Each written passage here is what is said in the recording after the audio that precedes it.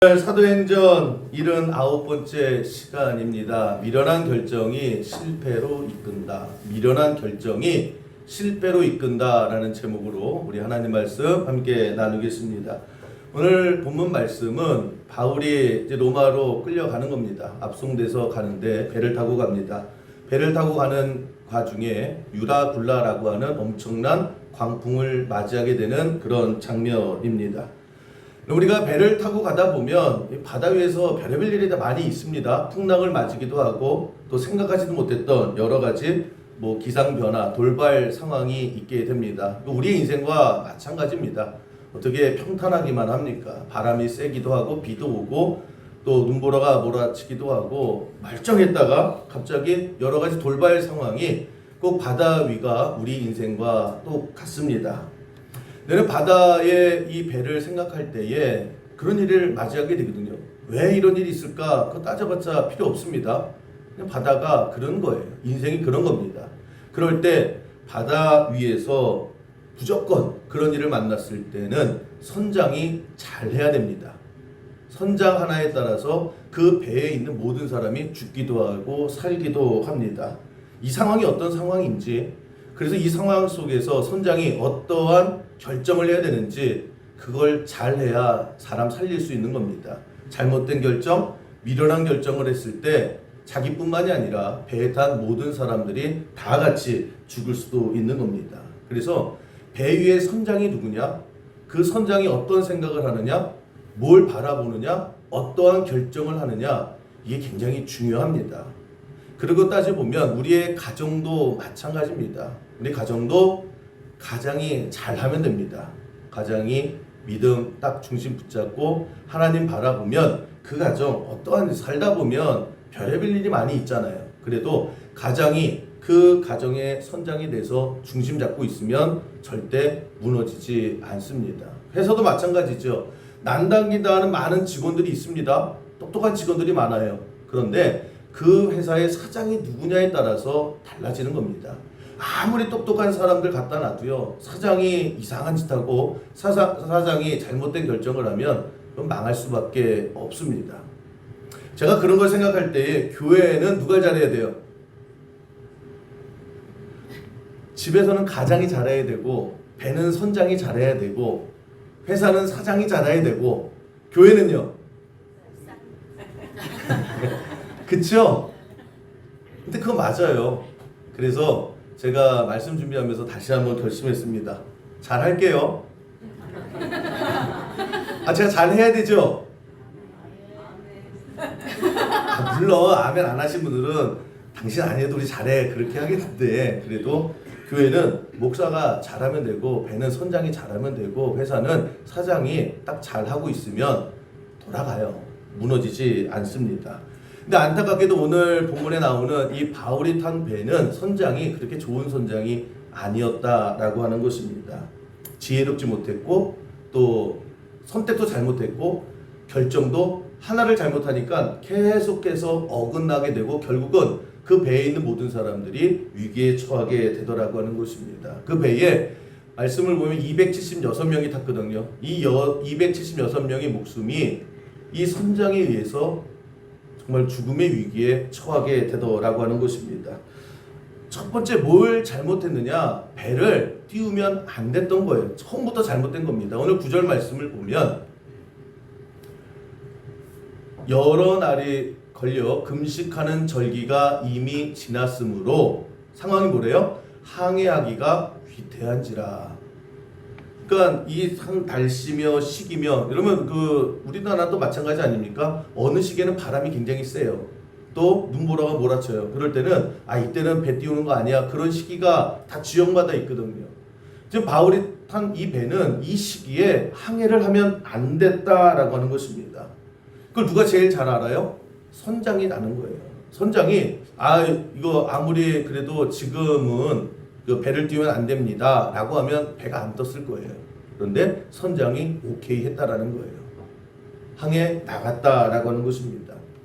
우리 굳이 생각하면 그렇지 않습니까? 선장이 너무 잘 알 거 아니에요.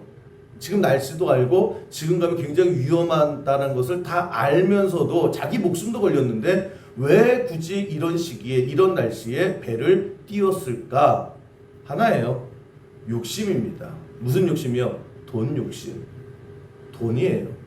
결국 우리가 돈 할 때에 판단을 잘못하는 경우가 굉장히 많이 있습니다. 왜 돈 때문에 그랬을까? 하루라도 빨리 갔다 와야 남는 게 있거든요. 우리 집을 질 때나 건축할 때도 마찬가지 아닙니까? 공기라고 그러죠. 공사 기간이 결국 내가 얼마만큼 남기느냐, 내가 망하느냐는 공사 기간에 따라 다른 거예요. 그 자재 가격 다 똑같습니다. 똑같은 자재에 똑같은 인부를 가지고 내가 얼마나 빨리 짓느냐. 내가 열흘 만에 졌다. 근데 저 사람은 한 달 만에 졌다. 그게 달라지는 거예요. 그래서 공사 기간에 따라서 내가 얼마만큼 남기느냐, 얼마만큼 손해 보느냐가 달라지는 거거든요. 배도 마찬가지다라고 하는 것입니다. 하루라도 빨리 갔다 와야 그 하루가 나에게 남는 거예요. 선원들은 다 뽑았죠. 배 운임비도 줘야 되죠. 다 된 거예요. 그런데 야, 오늘 날씨 안 좋다. 그래서 선원들 다 먹이고 재우고 배값 치르고 나중에 남는 게 없는 거예요. 그래서 선장이 보기에 계산이 서죠. 야, 이거 며칠 이러고 안 가면 나 손해야. 그 돈이 얼만데. 지금 어렵더라도 갔다 오면 내가 남는 게 얼만데. 결국 돈이라는 거예요. 그러니까 여러분, 우리가 돈 할 때에 이 돈이 문제가 아니라 이 돈 때문에 우리가 잘못된 선택을 할 때가 참 많이 있다라고 하는 것입니다. 선택의 기준이요. 내가 얼마만큼 벌 건데, 내가 얼마만큼 나눌 건데, 내가 얼마만큼 손해인데, 여기서 따지니까 오늘 선장의 첫 번째의 잘못된 선택은 돈이 기준이 된 거예요. 돈을 벌려면 지금 이 날씨에도 가긴 가야지. 거기서부터 잘못 풀렸다라고 하는 겁니다.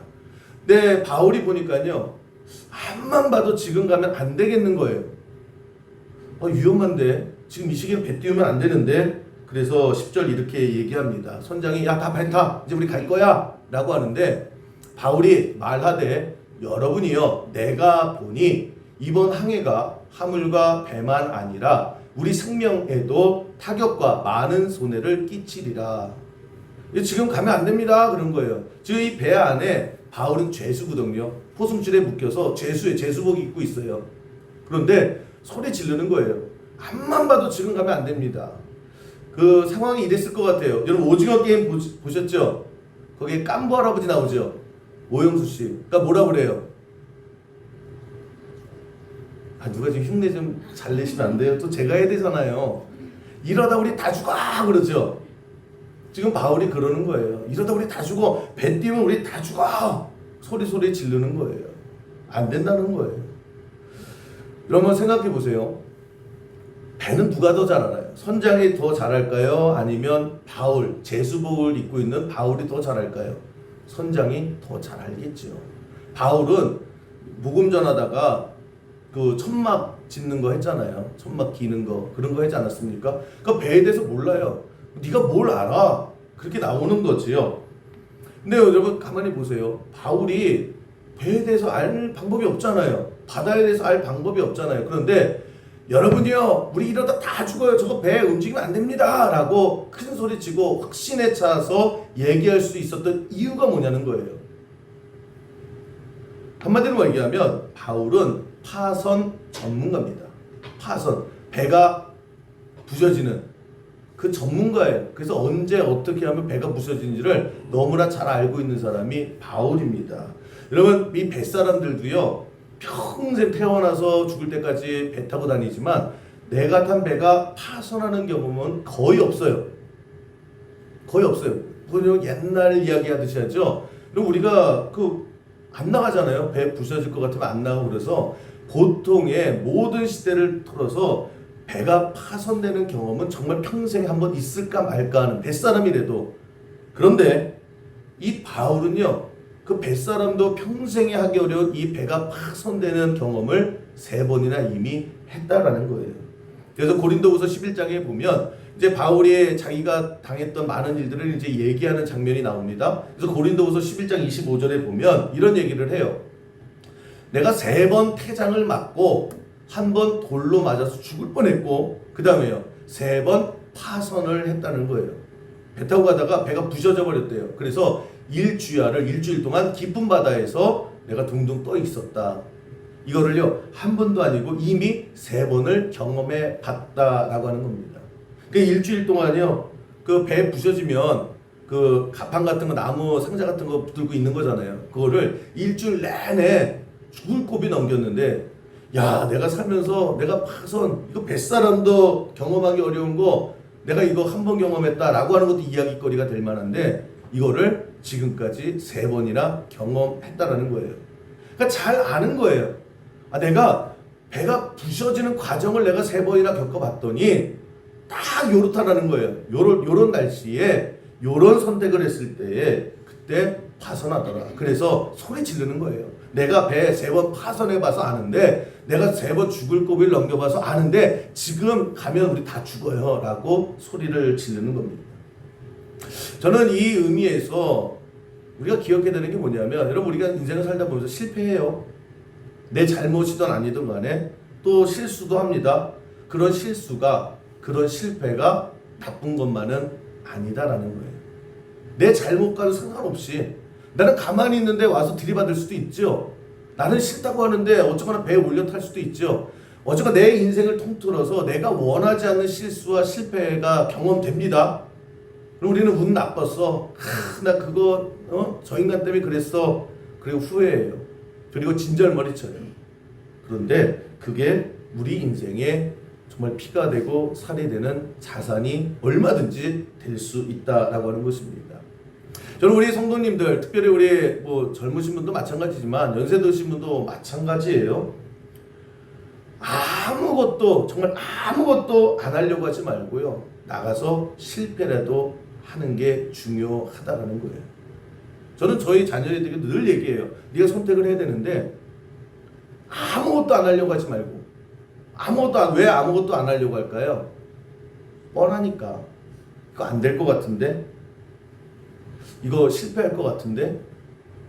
그래서 안 해요. 이거 실패할 거 뻔한데 못 하래요. 그래요. 실패할 걸 뻔해도 해야 될 거 있으면 하는 거예요. 왜냐? 실패가 여러분 우리가 뭐 어떤 일을 하든지 간에 성공하려고 하죠. 난 실패할 거야 그러고 하는 게 없잖아요. 성공하려고 너무너무 애를 씁니다. 정말 죽을 힘을 다해서요. 그런데 통계를 보면 그 10가지 죽을 힘을 다한 일들 중에 나에게 정말 성공하는 일, 승리를 주는 일은 하나 아니면 2개 아니면 아예 없어요. 하는 것마다 다 성공했으면 우리가 여기 있겠습니까? 우리의 경험이 뭐냐면 하는 것마다 안 되는 게 맞아요. 때로는 내가 능력이 부족해서, 때로는 내가 운이 안 좋아서, 때로는 환경이 안 따라줘서 여러 가지 실패의 이유가 있는데 중요한 거는 뭐예요? 해도 10개 중에 잘해야 하나, 2개 성공한 거 나머지는 다 실패를 해요. 그게 인생에 쌓이게 됩니다. 그러면 어떻게 변하느냐? 이제 견적이 나오는 거예요. 이것도 해봤자 또 안 돼. 그거 하지 마. 그거 내가 해봤는데 또 안 돼. 그래서 인생의 경험이요 계속 안 되는 쪽으로. 그래서 실패하느니 그냥 가만히 있으면 중간으로 가. 근데 여러분 인생은 그렇게 하면 중간도 못 간다라고 하는 것입니다. 항상 가만히 있는 것보다는요 실패하는 게 훨씬 나아요. 왜냐? 우리 어른들도 얘기하지 않습니까? 이게 나중에 피가 되고 살이 되는 거야. 근데 그게 맞더라는 거예요. 거기서 배우죠. 아파요. 쓰라려요. 그거 다시 수습하느라고 참 많은 오랜 세월이 걸립니다. 그런데 그것을 통해서 배우는 게 분명히 있어요. 옛 어른들이 하는 말이 진짜 맞아요. 피가 되고 살이 돼요. 그래서 인생에 많은 실패를 하죠. 많은 실수를 하죠. 근데 그게 피가 되고 살이 돼서요. 나중에는 근육이 되더라고요. 근데 젊었을 때부터 나는 실패 안 해. 그러니까 피가 없어요. 나는 실수 안 할 거야. 그래서 아무것도 안 해요. 살이 없어요. 그래서 나중에 보면 그 인생을 살아왔음에도 불구하고 해골바지가 되는 거예요. 피가 없고 살이 없는 아무런 경험이 없다라는 거예요. 실수를 통해서 분명히 우리가 깨닫게 되고 알게 되는 게 참 많이 있는데 여러분 자꾸만 우리는 사탄이 우리를 어떻게 유인하냐면 야 가만히 있어. 그냥 가만히 있으면 손해도 안 보고 좋잖아. 아니다라는 거예요. 여러분 예전에 그 텔레비전 프로그램에 그 KBS로 기억이 나는데 재벌 총수와 대학생들의 대담하는 프로가 특별 프로그램이 있었어요. 그래서 당시에 그 되게 유명한 재벌 총수를 이제 초청을 하는 거예요. 그래서 이제 똑똑한 대학생들하고 대화를 하는 겁니다. 사회 전반에 대해서, 경영에 대해서, 경제에 대해서 쭉 얘기를 하는데, 제가 우연히 본 게 이제 현대 정주영 회장이 나온 거예요. 그때 이제 명회장이다 뭐 이렇게 해서 나왔는데 한 80대 전후반 되신 것 같아요. 그때 이제 대학생들이, 여러분 대학생들이면 좀 이렇게 아는 체도 하고 싶고 좀 이렇게 날카롭게 질문을 하려고 하지 않습니까? 그래서 이 대학생들이 뚱 둘러앉아서 정주영 회장을 이제 말을 하는데 좀 날카롭게 하는 거예요. 어떤 면에서 보면 좀 저렇게 무례하게까지 저렇게 직선적으로 얘기해야 되나? 뭐 요 정도의 그런 분위기였습니다. 그때 정주영 회장이 80 정도 되신 것 같아요. 그런데 제가 놀란 게 뭐냐면 되게 어렵게 얘기를 해요. 쉽게 말하면 되는데 뭐 경제 용어를 써가면서 뭐 사회 뭐 둥글둥글하면서 뭐 대학생들 이렇게 질문 이렇게 화려하게 하고 싶잖아요. 대학생들이 그렇게 막 꼬아서 질문을 하는데 정주영 회장이요 그 질문에 하나도 빼놓지 않고 요지를 정확히 짚어내더라고요. 가만히 들어요. 조는 건지 뭔지. 그런데 다 듣고는 고개를 끄덕이면서 대답을 하는데 대답은 굉장히 간단해요. 필요한 말만 명료하게 하는 것을 제가 보면서 야 저러니까 그래도 저런 게 있구나, 저런 모습이 있구나, 그래도 다 알아듣는구나. 알아듣는 것뿐만이 아니라 거기에 대해서 정확하게 딱딱딱 집어내서 정답만 명료하게 대답하는구나. 다르긴 다르다라고 하는 것을 굉장히 큰 인상을 받았는데 제가 늘 참 이상했어요. 정주영 회장이 여러분 다 알다시피 학교를 제대로 다니지 못하는 분입니다. 정규교육을 거의 못 받았어요. 그리고 나와서 그냥 뭐 쌀 장사부터 해서 연탄 장사 뭐 이렇게 해서 공사판 돌아다닌 사람 아닙니까? 그 소위 말하는 세상에서 말하는 가방끈이 짧은 분이에요. 그리고 암만 하는 얘기를 들어봐도요 책을 그렇게 많이 읽은 분은 아닌 것 같아요. 우리도 내가 책은 안 읽어도 저 사람이 책을 얼마만큼 읽은 사람이다 라고 하는 느낌은 있잖아요. 하는 단어와 문맥과 이런 걸 보면 정주영 회장은 앞만 봐도요 책을 많이 읽은 사람 같지는 않아요. 그리고 말하는데요 꼭 코미디언 같아요.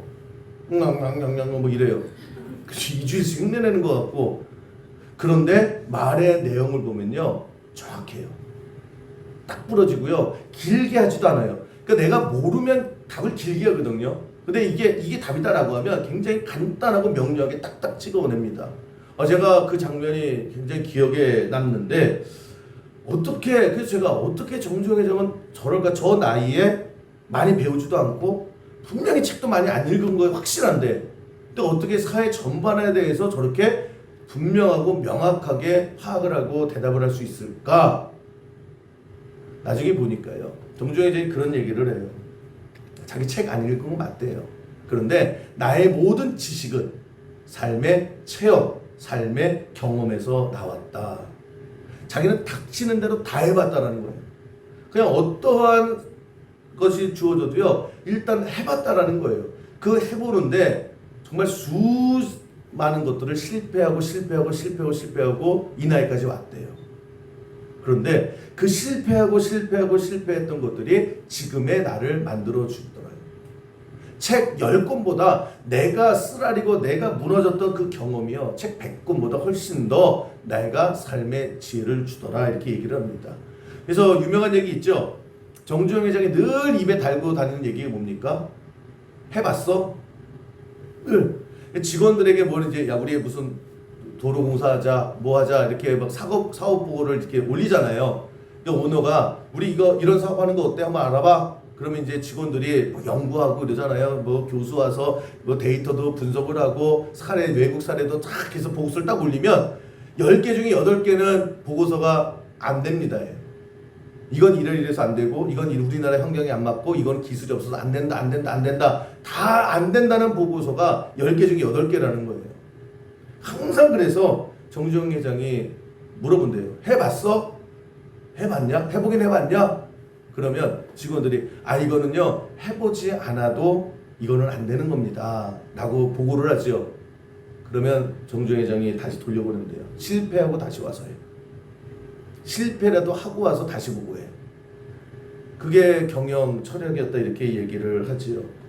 실패라도 하고 와서 얘기하는 거, 이게 중요하다라는 거예요. 우리는 자꾸 움츠러들어요. 그거 실수하지 않는 게 좋은 것 같고요. 실패하지 않는 것을 선호합니다. 그런데 정주영 회장은 다른 인생을 살지요. 책 읽을 시간도 없었고 환경도 좋지 않았어요. 그런데 하는 것마다 실패하고 또 실패해요. 다시 한 번 해도 또 실패해요. 계속 실패를 하는데 그 실패를 통해서 그 실패가 나에게 선생님이 되더라는 거예요. 아, 이러면 안 되겠구나. 해봤는데 또 안 되는 거야. 아, 이것도 안 되는구나. 안 되는구나, 안 되는구나. 그런데 중요한 건 뭐냐? 실패해 보고 나서 알게 되더라는 거예요. 여러분, 바울이 지금 인생에 배가 3번 파손하는 경험을 했거든요. 이건 바울의 잘못이 아니었어요. 그런데 그런 경험을 하게 돼요. 우리도 마찬가지죠. 내 잘못은 아닌데 그냥 어떻게 하다 보니까 내가 그 배 안에 있었어요. 근데 배가 다 박살이 나서 내가 그 배 한가운데에 죽을 뻔한 위기를 겪게 돼요. 한 번도 기가 막힌데 3번이나 실패하고 어려움 갖고 고난을 처하게 돼요. 근데 많은 사람들이 야, 내 팔자는 왜 이래? 아, 내가 뭘 잘못했다고 내 인생이 이렇게 힘들어? 그리고 이를 갈지요. 우리 이런 사람 많아요. 내 실수도 마찬가지죠. 내가 나를 너무 싫어하죠. 나는 왜 이렇게 안 될까? 나는 왜 이렇게 운이 없을까? 나는 왜 이렇게 시대를 잘못했을까? 내가 왜 하필이면 거기에 있었을까? 그런데 바울에게 누구도 경험하지 못했던 이 파선의 3번의 경험이요, 결국 선장보다 더 지금 상황을 잘 파악하게 되더라는 거예요. 알게 되는 거죠. 그러니까 여러분, 우리도 마찬가지입니다. 자꾸 우리 마음속에 실패할까봐, 안 될까봐 우리 자녀들을 그런 눈으로 바라보잖아요. 실패 안 했으면 좋겠고 안전한 길을 갔으면 좋겠고. 그냥 내가 부모 입장에서 보면 뻔해요. 이거 안 될 것 같은 건데 왜 자꾸만 우겨요. 아, 저런 자식이 도대체 뭘 어떻게 하려고. 안 된다고 그러면 좀 말 좀 들어야지. 안 된다고 내 말을 잘 듣고 자란 자녀는요, 나보다 절대 더 클 수가 없어요. 근데 우리는 또 기도하잖아요. 하나님, 내 자녀가 나보다는 훌륭한 사람이 되게 해주세요. 그런데 내가 그 길을 계속 막아요. 실패하지 마, 실수하지 마, 잘못하지 마. 그 길 아니야. 여러분, 우리의 마음이 바뀌었으면 좋겠어요. 나에 대한 내 인생도 해석이 달랐으면 좋겠어요. 나가서 실패라도 하는 게 중요해요. 아무것도 하지 말고. 교회에서도 마찬가지 아닙니까?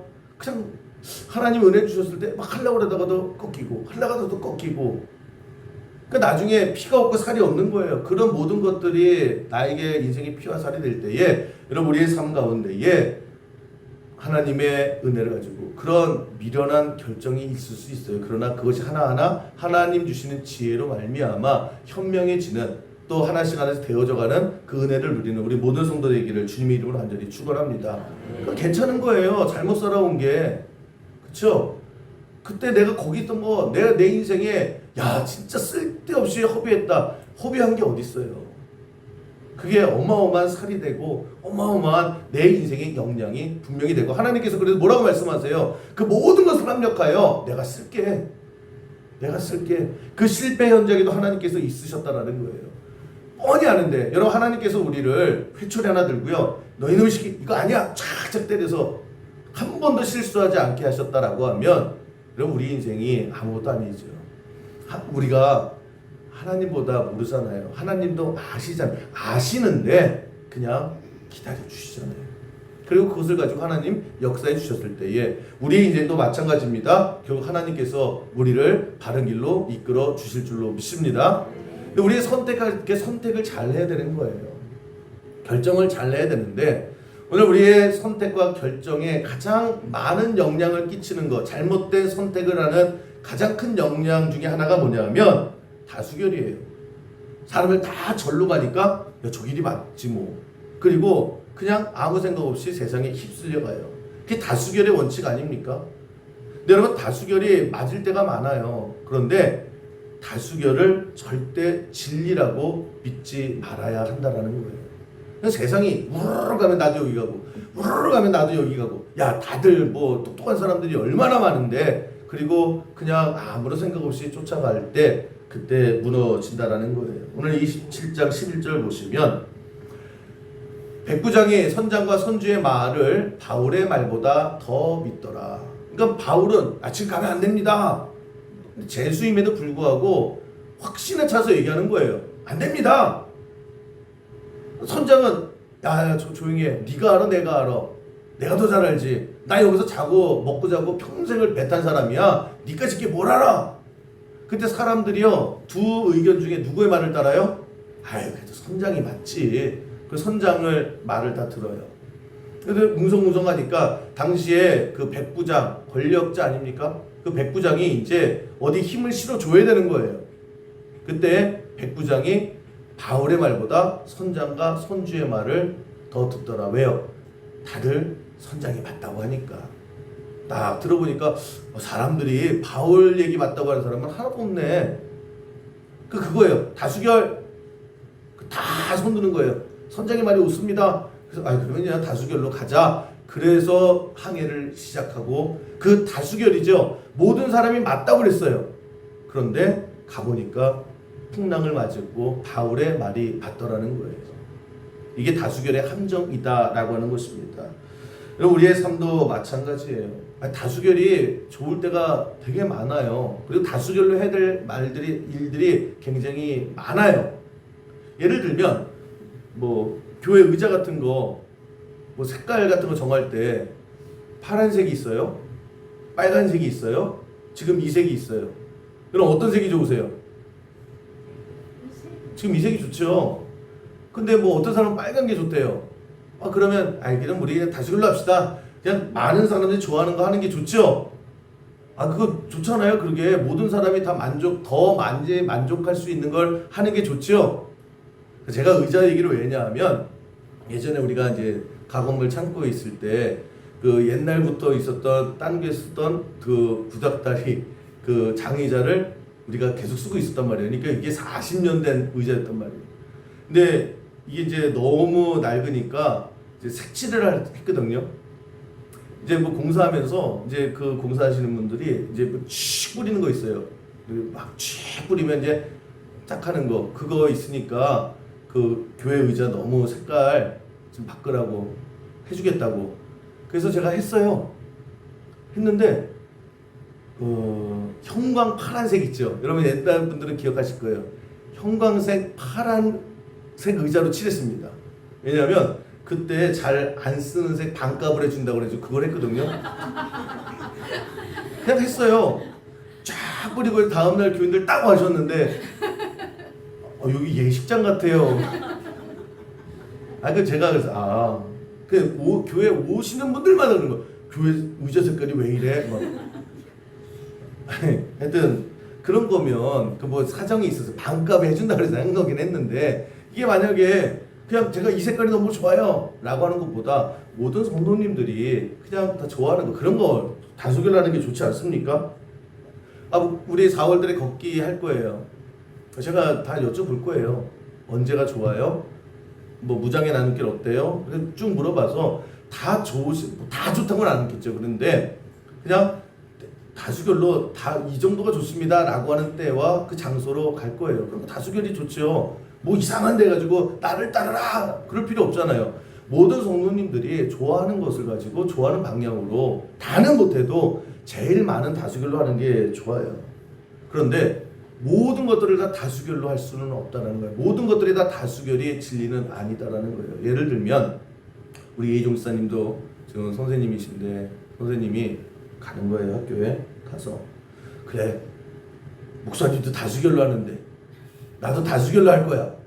내일부터 학교 가세요. 가서 이러는 거예요. 야 내가 오늘 설교에 은혜 받고 왔어. 우리 목사님 정말 다수결로 하신대. 나도 다수결로 할 거야. 첫 시간 했어요. 야 얘들아 수업할까 자습할까? 우리 다수결로 하자.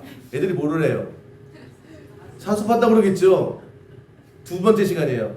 얘들아 지금은 또 수업할까 자습할까? 또 자습하겠죠. 다수결로 해요. 그리고 선생님은 나는 다수결이야. 아니 다수가 다 원하는 대로 해야지. 그리고 점심 먹고 왔어요. 한 1시간 2시간 남았어요. 야 다시 투표하자. 여기서 끝낼까 수업할까? 애들이 뭘 선택할까요? 끝내요. 여러분 지금 다수결로 할게요. 설교 여기서 끝낼까요? 그래서 애들이 가요. 1년을 그렇게 배운다라고 하면 아이들의 미래가 어떻게 돼요? 다수결. 근데 말하여 선생님은 말씀하죠. 아니 애들이 원하는 대로 다수의 의견대로 안 했을 뿐이다. 그거 아니잖아요.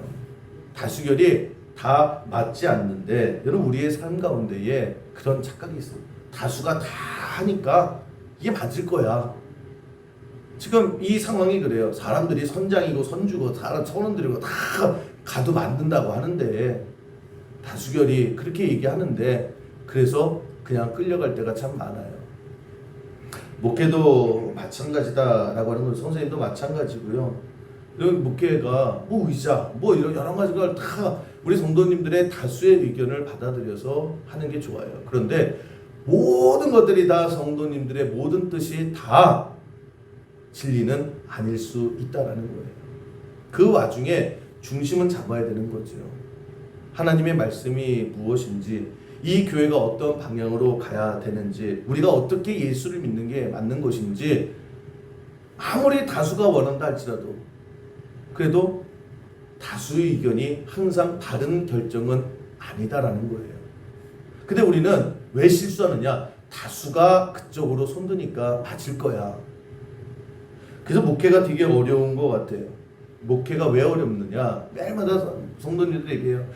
목사님 설교 준비 어떻게 해요? 설교 너무 어렵죠. 이런 목사가 설교가 어려운 게 아니에요. 목회 중에 설교가 어려운 거 아니에요.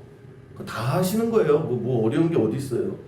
제일 저에게 목회에 있어서 제일 중요한 게 뭐냐라고 물으시면 설교 1000번 할 수 있어요. 내가 수요일날 말씀드린 수요일날 제가 설교 몇 번 했을 것 같아요? 그랬더니 이혜경 목사님이 1300번이요 막 이러는 거예요. 제가 25년을 했는데 그냥 분통 터져서 저는 항상 이런 뒤끝이 좋아요. 제가 몇 년을 써먹을까 한테 제대로 걸려야 그냥. 제가 계산기를 뜯었더니 10,000번을 했어요. 10,000번을 설교를 했는데 1300번을 했다고 그러니 제가 분통 터져야 안 터져요? 제대로 걸렸죠 뭐. 근데 보세요. 제가 어떻게 했는지 몰라요. 그런데 해요. 어느 목사님들이 다 하잖아요.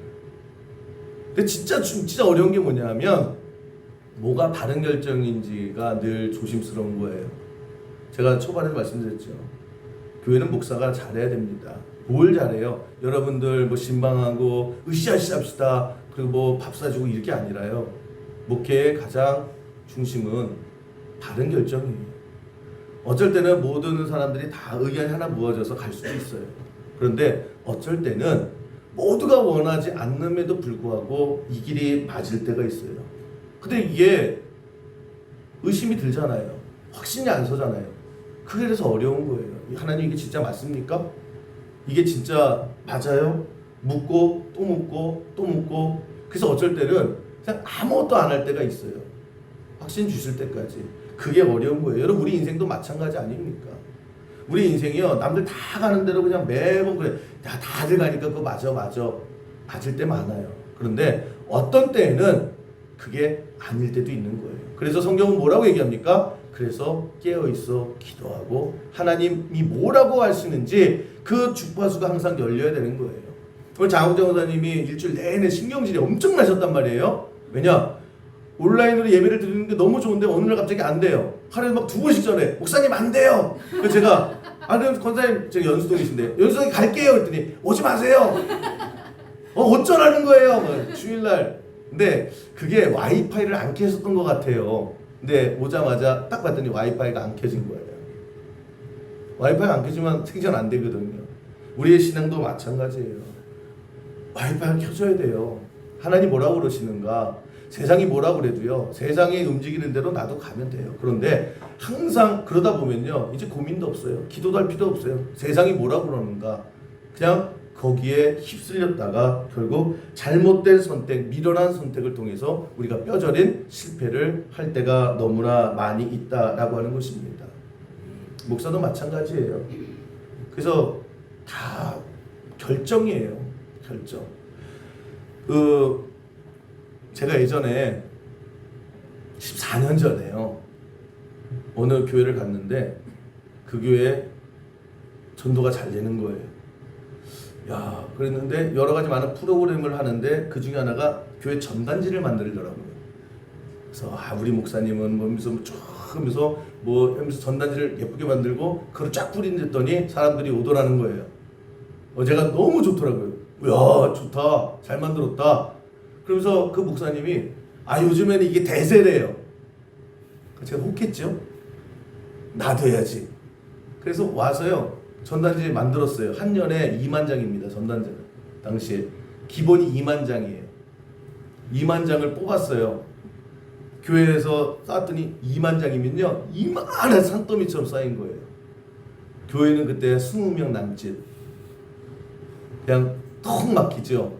그거 어떻게 해요? 교회 이 수연마을은 100개도 안 필요한데 2만 대 중에 100개는 수연마을에 돌리고 나머지는 어떻게 했냐면 여기 앞에 계신 분들이에요. 이분들 예배 끝나면요 이제 언덕 넘어가는 거예요. 아주 아파트, 성신 아파트, 무슨 한양 아파트 쭉 돌면서요 저런 꽃다운 분들을 이렇게 붙이고 다녔단 말이에요. 그러면 이 전단지 붙여보시면 알겠지만 사람 나오는 게 되게 무서워요. 붙이려다 부석거리면 그냥 놀래가지고 막 도망가고요. 남의 집 귀한 딸들을 제가 14년 전에 그걸 한두 번 했으면 되는데요. 이거 다 없애야 된다고. 그러면서 몇 달을 그렇게 했어요. 감사합니다. 진짜 그때 제가 그런 생각을 참 많이 했어요. 제가 그냥 남들 다 한다고 그러길래 다른 교회 다 한다고 그러길래 저도 그냥 했어요. 그 실수 하나가요 얼마나 저분들을 힘들게 했는지 몰라요. 그래서 하다가 이제 그만하시라고 나머지 만장은 어떻게 했을까요? 다음 기회에 제가 말씀드릴게요. 그 만장도 안 버렸어요. 그것도 눈물 없이는 들을 수 없는 그 만장의 전단지 사건이 있거든요. 하여튼 제가 그때 기억이요 가슴이요 그때도 웃으면서 얘기하지만 되게 미안함이 있어요. 교회 와서 이건 전도도 아니잖아요. 전도하는 게 아니라 그냥 목사가 그냥 그런 거 해놓고 성도들이 저렇게 고생한 거예요. 그게 은혜가 되겠냐고요. 그러니까 제가 뭘 얘기하느냐 목사의 한 번 잘못돼 그냥 남들 다 한대더라 나도 할래 그런 미련한 결정이요 성도들을 힘들게 하더라는 거예요. 이게 쌓이면 그게 좋은 목회가 아니다라는 거예요. 그래서 제가 그때 이후로요 되게 신중해졌어요. 다 한다고 해서 결국 나도 해야 되는가 더 의심하게 되고요. 한 번 더 생각하게 되고 근데 우리는 남들 다 가니까 나도 그래서 많은 경우 넘어져요. 여러분 실수할 수 있어요. 실패할 수 있어요. 그런데 안 해도 되는 실수는 안 하는 게 좋아요. 그 가장 큰 실수가 뭐냐면 남들 다 하니까 남들이 다 맞다고 하니까 오늘 성경이 그거예요. 남들 다 배 타고 가도 된다니까 그냥 분위기가 그렇게 돼서 결국 배를 타고 가다가 죽을 위기에 처하게 되죠. 우리의 삶도 마찬가지입니다. 내 인생 얼마든지 여러 가지 실수도 있어요. 실패할 수 있어요. 그게 잘못된 것이 아니라 하나씩 줄여나가는 거예요. 배워가는 걸 때에 오늘 본문을 통해서 우리에게 주시는 메시지는 뭐냐? 여러분 다수결 무조건 나도 세상 따라가는 거 아니에요. 그래서 성경은 깨어있어 기도하라는 거예요. 여러분 인생에 하나님의 와이파이가 켜지지 않으면요 먹통되는 거예요. 아무것도 보이지 않고 아무것도 들리지 않으니까 그냥 사람들 뒤따라 가는 거예요.